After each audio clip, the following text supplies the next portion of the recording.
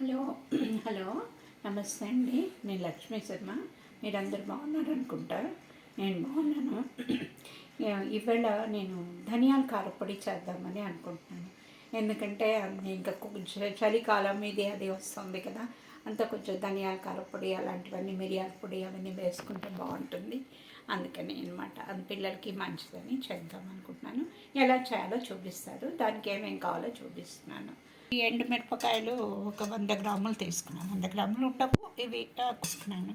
ఒక 50 గ్రాములు మినపప్పు, 50 గ్రాములు శనగపప్పు, ఇది దగ్గర 100 గ్రాములు తీసుకున్నాను. ధనియాలు ఒక స్పూను మెంతులు, ఒక ఒక అర స్పూను ఆవాలు, నిమ్మకాయలు కొంచెం తక్కువగా చింతపండు తీసుకున్నా, ఒక అర స్పూను ఇంగువ పొడి వేసుకోవాలి, ఉప్పు దానికి సరిపడా, నూనె ఇవి వేయించుకోవడానికి నూనెలో వేయించుకోవాలి. ఇది ఒక 4-3 స్పూన్స్ పడుతుంది. అది పట్టి వేయించి చూపిస్తున్నాను. మీకు ఎలా వేయించుకోవాలో చూపిస్తున్నాను. మొదల్లో కొంచెం ఎండుమిరపకాయలు మట్టుకు వేసానండి.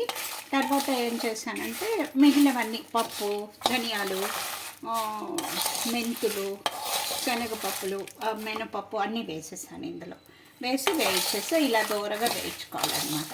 మీకు ఇందులో కావాలంటే వెల్లుల్లిపాయ కూడా వేయచ్చు. నేను వేయట్లేదు. వెల్లుల్లిపాయ వేసినా కూడా ఇంకా బాగుంటుంది. వెల్లుల్లిపాయ కూడా వేసుకోవచ్చు.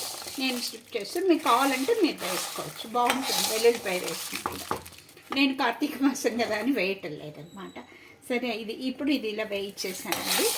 వేయించేసి ఇప్పుడు చల్లారినాక మిక్సీలో పట్టి చూపిస్తానండి. ఇది చింతపండు కూడా ఇందులో ఇలా వేసేస్తున్నానండి.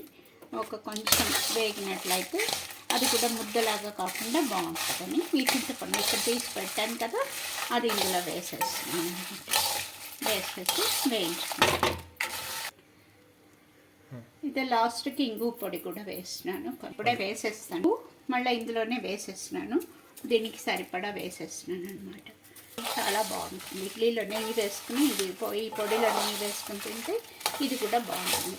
కరివేపాకు కూడా వేసుకోవచ్చు. నేను కరివేపాకు వేయట్లేదు, ఒట్టి ధనియాలుగానే చేస్తున్నాను అనమాట. ఈసారి నెక్స్ట్ టైం వచ్చినప్పుడు కరివేపాకు వేస్తాను. మిక్సీలో వేసాను, చల్లారింది కొంచెం, వేసాను మిక్సీలో. ఇగోండి అయిపోయింది, మిక్సీలో వేసాను. మరి అంత విపరీతమైన మెత్తగా అక్కర్లా, బట్ అయినా వేసాను నేను. ఇదిగోండి, ఇది అన్నంలో కట్టుకుని నెయ్యి వేసుకుని తిన్నా బాగుంటుంది. ఇడ్లీకి, దోశకి అంతా కూడా చాలా బాగుంటుందండి. ఇప్పుడు ఈ కాలంలో తింటే కొంచెం గొంతు నొప్పులు అవి ఇవి ఉంటాయి కదా, అవన్నీ లేకుండా కొంచెం బాగా ఉంటుందండి.